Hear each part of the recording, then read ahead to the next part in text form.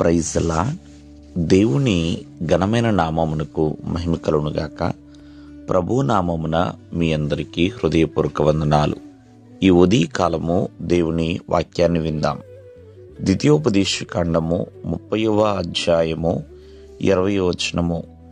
నీ ప్రాణమునకు మూలమైన నీ దేవుడైన యెహోవాను ప్రేమించి ఆయన వాక్యమును విని ఆయనను హత్తుకొనున్నట్లును జీవమును కోరుకొనుడి. ప్రియమైన వర్లరా, ఇక్కడ చక్కటి విలువైన మాట కనపడుతుందండి. నీ ప్రాణమునకు మూలము, మన యొక్క ప్రాణమునకు మూలము ఆ దేవాది దేవుడు.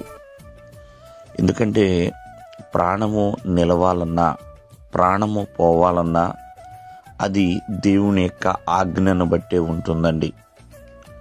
ప్రాణమును మనము కాపాడుకోలేం. ప్రాణమును ప్రియమైన వల్ల మన ప్రకారముగా అది నడవదు, అది దేవుని ప్రకారంగా నడుస్తుంది. అందుకనే మన ప్రాణమునకు మూలము ఆ దేవుడండి. కావున ఆ దేవుడైన యెహోవాను మనము ప్రేమించాలి. ఆ పరిశుద్ధుడైన ఆ ప్రభువుని మనము ప్రేమించాలి. అంతేకాదు ఆయన వాక్యమును వినాలండి, ఆయన మాటలను వినాలి. ఆ దేవుడైన యెహోవా యొక్క మాట వినేవారిగా, ఆ దేవుడైన యెహోవాను ప్రేమించేవారిగా, ఆ దేవుడైన యెహోవాను హత్తుకోవాలండి. అలా హత్తుకుని జీవమును కోరుకోవాలండి. జీవమును ప్రియమైన వల్ల పై వచనాల్లో ఉంటున్నాయి. జీవము, మరణము, ఆశీర్వాదము, శాపము, ఇవన్నీ కూడా దేవుడు మన ఎదుట ఉంచి ఉన్నాడు. ఎందుకంటే ఆయన జీవాన్ని ఉంచాడు, మరణాన్ని ఉంచాడు, ఆశీర్వాదమును ఉంచాడు, శాపమును కూడా ఉంచాడు.